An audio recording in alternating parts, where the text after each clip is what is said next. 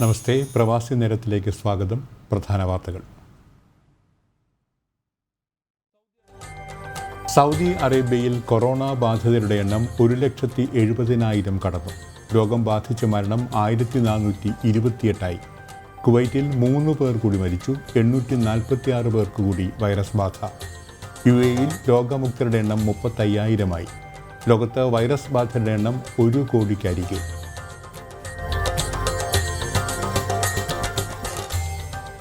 സംസ്ഥാനത്ത് 123 പേർക്ക് കൂടി കൊറോണ. തുടർച്ചയായ 7ാം ദിവസവും രോഗബാധിതർ 100-ലേറെ. 53 പേർക്ക് രോഗമുക്തി.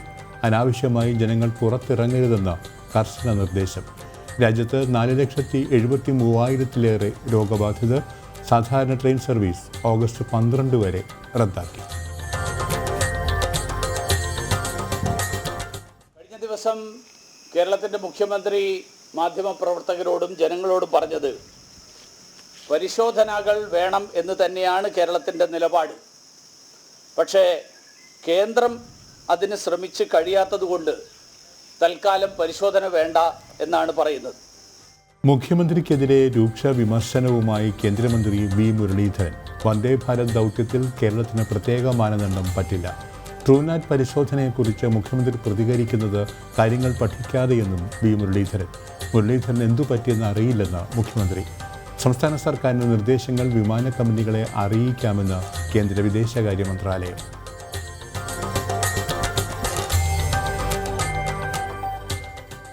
CBSE 10ാം ക്ലാസ് +2 പരീക്ഷകൾ റദ്ദാക്കി. തീരുമാനം കൊറോണ പ്രതിസന്ധി രൂക്ഷമാകുന്ന സാഹചര്യത്തിൽ. റദ്ദാക്കിയത് ജൂലൈ 1 മുതൽ 15 വരെ നടത്താനിരുന്ന പരീക്ഷകൾ. സാഹചര്യം അനുകൂലമായാൽ +2 പരീക്ഷ നടത്തുമെന്നും സുപ്രീം കോടതിയിൽ കേന്ദ്ര സർക്കാർ.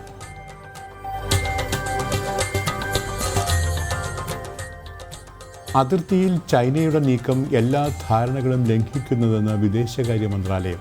സമാധാനം നിലനിർത്താൻ ഇന്ത്യക്കൊപ്പം പ്രവർത്തിക്കാമെന്ന് ചൈന.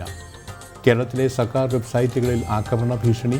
ചൈനയിൽ നിന്ന് സൈബർ ആക്രമണം ഉണ്ടായേക്കാമെന്ന് വിവിധ വകുപ്പുകൾക്ക് മുന്നറിയിപ്പ്.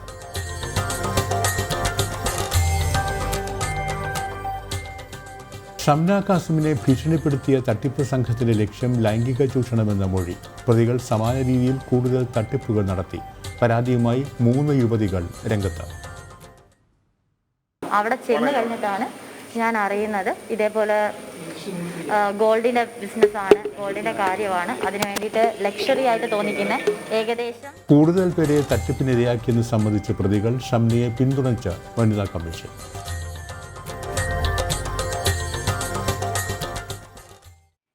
അവൻ നിരപരാധിയാണ്.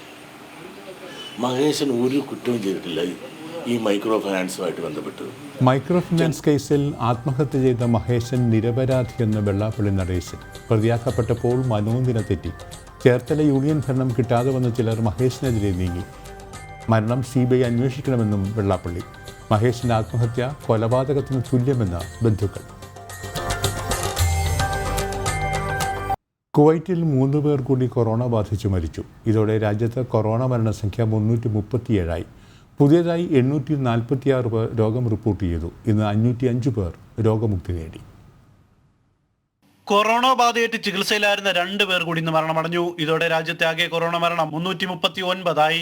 അതേസമയം പുതിയ 909 കൊറോണ കേസുകളാണ് കുവൈറ്റിൽ ആരോഗ്യ മന്ത്രാലയം സ്ഥിരീകരിച്ചത്. ഇതോടെ രോഗബാധിതരുടെ ആകെ എണ്ണം 42,788. ഇതിൽ 33,367 പേർ രോഗമുക്തി നേടിയവരാണ്. കഴിഞ്ഞ 24 മണിക്കൂറിനിടയിൽ 558 പേരാണ് രോഗബാധയിൽ നിന്നും സുഖം പ്രാപിച്ചത്. ഇന്നും പുതിയ കൊറോണ കേസുകളിലെ അധികവും കുവൈറ്റ് സ്വദേശികൾക്കാണ്. 479 പേർ. ഇന്ന് പുതുതായി കൊറോണ രോഗബാധ കണ്ടെത്തിയവരിൽ ഫർവാനിയിൽ നിന്നും ജഹ്റയിൽ നിന്നുമായി 486 പേരിലാണ് രോഗം സ്ഥിരീകരിച്ചത്. രോഗബാധിതരായ ആരോഗ്യ മേഖല തിരിച്ച് അഹമ്മദിയിൽ നിന്നും 176 പേരിലും ഹവല്ലിയിൽ 150ഉം ക്യാപിറ്റൽ ഏരിയയിൽ നിന്നും 97 പേരിലുമാണ് ഇന്ന് രോഗം സ്ഥിരീകരിച്ചത്. ചികിത്സയിൽ തുടരുന്ന 9,082 പേരിൽ 152 പേരുടെ നില അതീവ ഗുരുതരമാണെന്ന് ആരോഗ്യ മന്ത്രാലയം അറിയിച്ചു. ജനം, കുവൈറ്റ്. UAEയിൽ ഇതുവരെ കൊറോണയിൽ നിന്ന് മുക്തരായവരുടെ എണ്ണം 35,000 കവിഞ്ഞു. വ്യാഴാഴ്ച ചികിത്സയിലായിരുന്ന 760 പേർ കൂടി സുഖം പ്രാപിച്ചു. UAE-യിൽ ഇതുവരെ കൊറോണയിൽ നിന്ന് മുക്തരായവരുടെ എണ്ണം 35,165 ആരോഗ്യ രോഗപ്രതിരോധ മന്ത്രാലയം അറിയിച്ചു. വ്യാഴാഴ്ച ചികിത്സയിലായിരുന്ന 760 പേർ കൂടി സുഖം പ്രാപിച്ചതോടെയാണിത്. രാജ്യത്ത് 430 പേർക്ക് കൂടി കൊറോണ സ്ഥിരീകരിച്ചു.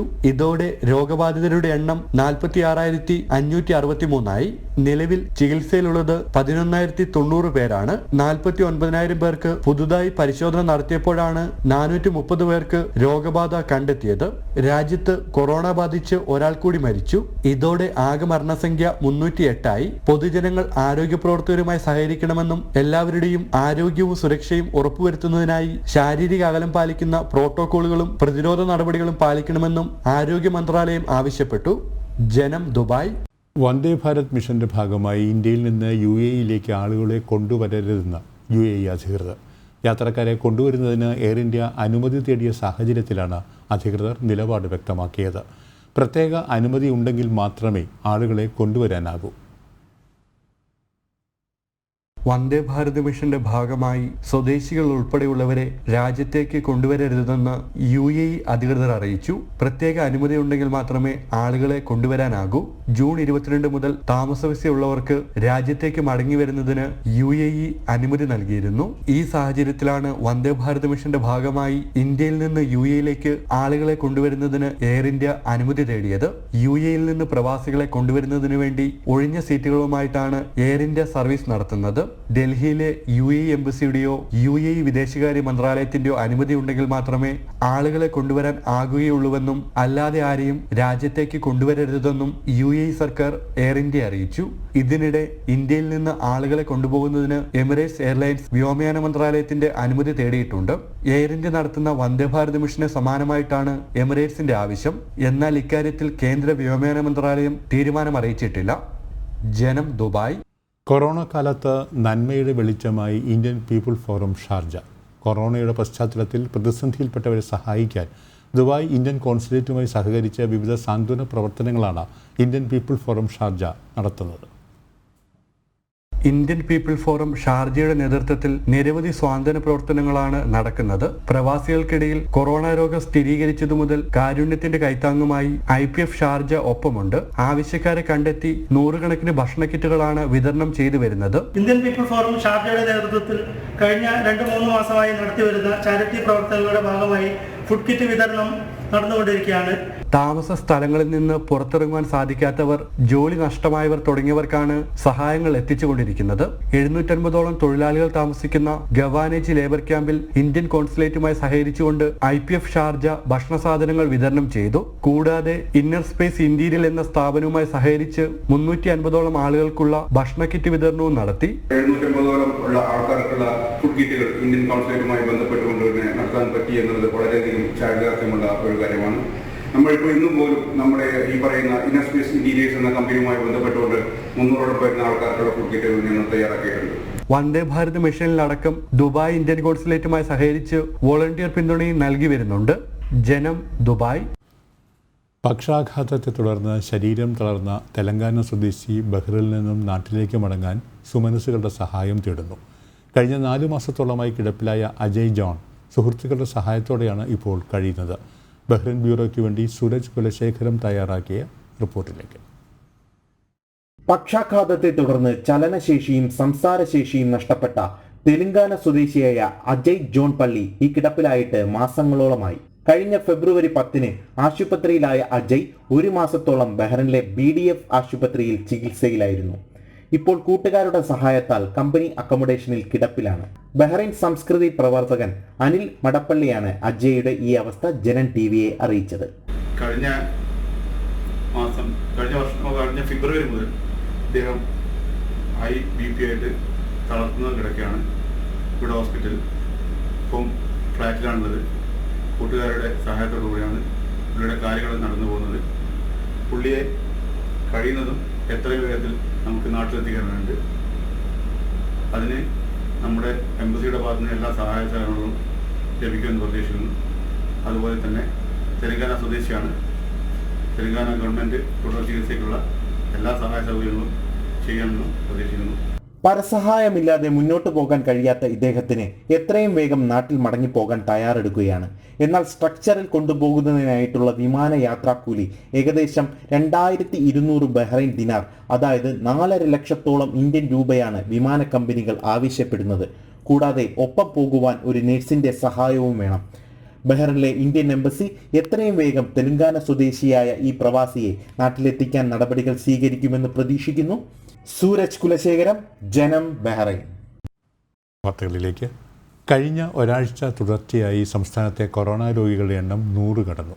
ഇന്ന് 123 പേർക്കാണ് രോഗം സ്ഥിരീകരിച്ചത്. ചികിത്സയ്ക്കായി രോഗികളുടെ എണ്ണമനുസരിച്ച് സജ്ജീകരണങ്ങൾ ഒരുക്കുന്നതിനായി പ്ലാൻ എ, ബി, സി എന്നിവ തയ്യാറാക്കിയിട്ടുണ്ടെന്ന് മുഖ്യമന്ത്രി വ്യക്തമാക്കി. സമൂഹ വ്യാപന സാധ്യതയുള്ളതിനാൽ ജാഗ്രത പാലിക്കണമെന്ന മുന്നറിയിപ്പും മുഖ്യമന്ത്രി നൽകി. തുടർച്ചയായ 7ാം ദിവസവും സംസ്ഥാനത്ത് കൊറോണ ബാധിക്കുന്നവരുടെ എണ്ണം 100-ൽ കൂടുതലാണ്. 123 പേർക്കാണ് ഇന്ന് രോഗം സ്ഥിരീകരിച്ചത്. 53 പേർ രോഗമുക്തി നേടി. രോഗം ബാധിച്ചവരിൽ 84 പേർ വിദേശത്തു നിന്നും 33 പേർ മറ്റ് സംസ്ഥാനങ്ങളിൽ നിന്നും വന്നവരാണ്. സമ്പർക്കത്തിലൂടെ 6 പേർക്കും രോഗം ബാധിച്ചു. ഇന്ന് 123 പേർക്കാണ് കോവിഡ് ബാധ സ്ഥിരീകരിച്ചത്. 53 പേർ രോഗമുക്തി നേടി. ഈ 123 പേരിൽ 84 പേർ വിദേശത്തു നിന്ന് വന്നവരാണ്. മറ്റ് സംസ്ഥാനങ്ങളിൽ നിന്ന് വന്നവർ 33 സമ്പർക്കം വഴി 6 പേരാണ്. ഉറവിടം കണ്ടെത്താൻ സാധിക്കാത്ത കേസുകളുടെ കാര്യത്തിൽ പരിഹാരം കണ്ടെത്താൻ ജനങ്ങളുടെ സഹകരണം ആവശ്യമാണെന്നും മുഖ്യമന്ത്രി പറഞ്ഞു. ഇതിന്റെ ഭാഗമായി എല്ലാവരും ബ്രേക്ക് ദ ചെയിൻ ഡയറി സൂക്ഷിക്കണം. കയറിയ വാഹനത്തിന്റെ നമ്പർ, സമയം, സന്ദർശിച്ച ഹോട്ടലിന്റെ വിശദാംശങ്ങൾ, സമയം തുടങ്ങിയവ രേഖപ്പെടുത്തി വയ്ക്കണം. ഇത് സഞ്ചാരപാത തയ്യാറാക്കാൻ സഹായകരമാകും. ദുരന്ത നിവാരണ അതോറിറ്റി നൽകുന്ന കണക്കുകൾ പ്രകാരം ഓഗസ്റ്റ് അവസാനത്തോടെ കേരളത്തിൽ രോഗികളുടെ എണ്ണത്തിൽ വൻ വർധനയുണ്ടാകുമെന്നും മുഖ്യമന്ത്രി വ്യക്തമാക്കി. ചികിത്സയ്ക്കായി രോഗികളുടെ എണ്ണമനുസരിച്ച് സജ്ജീകരണങ്ങൾ ഒരുക്കുന്നതിനായി പ്ലാൻ എ, ബി, സി എന്നിവ തയ്യാറാക്കിയിട്ടുണ്ട്. പ്ലാൻ എ പ്രകാരം ചികിത്സയ്ക്കായി 14 ജില്ലകളിലുമായി 29 കൊറോണ ആശുപത്രികളും അവയോട് ചേർന്ന് 29 ഫസ്റ്റ് ലൈൻ ട്രീറ്റ്മെന്റ് സെന്ററുകളും ആരംഭിച്ചിട്ടുണ്ട്. സ്വകാര്യ ആശുപത്രികളുടെ സൗകര്യങ്ങളും ഉപയോഗിക്കും. രോഗികൾ കൂടുന്ന മുറയ്ക്ക് തെരഞ്ഞെടുക്കപ്പെട്ട ആശുപത്രികളിലെ കൂടുതൽ കിടക്കകൾ കൊറോണ ചികിത്സയ്ക്കായി ഉപയോഗിക്കും. കൂടാതെ 2ാം നിര കൊറോണ ആശുപത്രികളും തെരഞ്ഞെടുക്കും. ഇത്തരത്തിൽ പ്ലാൻ എ, ബി, സി എന്ന മുറയ്ക്ക് 171 കൊറോണ ഫാസ്റ്റ് ലൈൻ ട്രീറ്റ്മെന്റ് സെന്ററുകളിലായി 15,975 കിടക്കകൾ കൂടി സജ്ജമാക്കിയിട്ടുണ്ട്. കോവിഡ് ചികിത്സക്കായി മാത്രമായി 8,537 കിടക്ക, 872 ICU കിടക്കകൾ, 482 വെന്റിലേറ്ററുകൾ നിലവിൽ തയ്യാറാക്കിയിട്ടുണ്ട്. രോഗികൾ കൂടുന്ന മുറക്ക് തിരഞ്ഞെടുക്കപ്പെട്ട ആശുപത്രികളിലെ കൂടുതൽ കിടക്കകൾ കോവിഡ് ചികിത്സക്കായി ഉപയോഗിക്കും. ജനം, തിരുവനന്തപുരം. മുഖ്യമന്ത്രിക്കെതിരെ കേന്ദ്രമന്ത്രി വി മുരളീധരൻ. മുഖ്യമന്ത്രി പ്രഖ്യാപനങ്ങൾ നടത്തുന്നത് പരിശോധനകളില്ലാതെയാണ്. വന്ദേ ഭാരത് ദൗത്യത്തിൽ കേരളത്തിന് മാത്രം പ്രത്യേക മാനദണ്ഡം അനുവദിക്കാനാകില്ല. ഇന്ത്യയിലേക്കുള്ള യാത്രയിൽ ഒരേ ഒരു മാനദണ്ഡമേ ഉണ്ടാകൂ. ട്രൂനാറ്റ് ടെസ്റ്റിനെക്കുറിച്ച് മുഖ്യമന്ത്രി പറഞ്ഞത് ധാരണയില്ലാതെയാണ്. ഗൾഫിൽ നിന്ന് വരുന്നവർക്ക് മാത്രം പ്രത്യേക നിബന്ധന എന്തിനാണ്?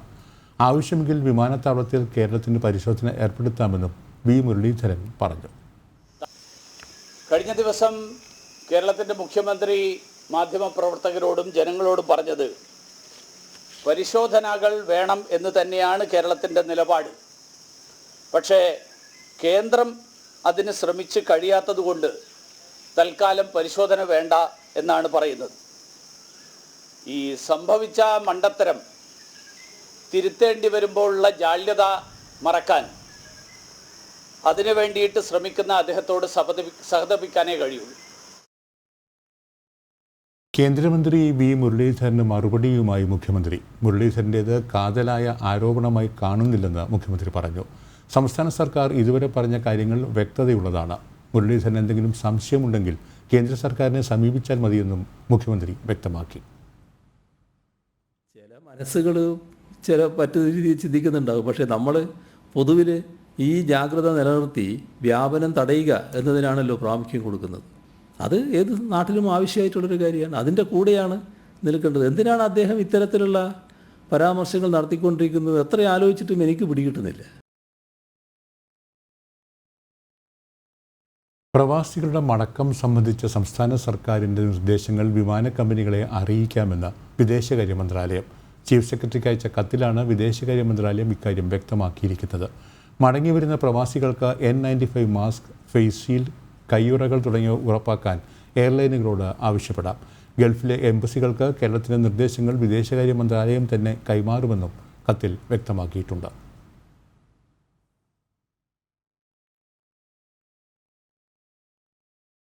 ലോക്ക്ഡൗൺ വേളയിൽ നിർത്തിവെച്ച ട്രെയിൻ സർവീസ് ഓഗസ്റ്റ് 12-ന് ശേഷമേ തുടങ്ങൂവെന്ന് റെയിൽവേ. നിലവിലുള്ള രാജധാനി മെയിൽ എക്സ്പ്രസ് ട്രെയിനുകളുടെ പ്രത്യേക സർവീസ് തുടരും. മറ്റ് ട്രെയിനുകളുടെ സർവീസ് ഓഗസ്റ്റ് 12 വരെ റദ്ദാക്കിയതായും അധികൃതർ അറിയിച്ചു. പ്രവാസി നേരം പൂർണ്ണമാകുന്നു. കൂടുതൽ വാർത്തകൾക്കും വീഡിയോകൾക്കും JanamTV.com സന്ദർശിക്കുക. നമസ്തേ.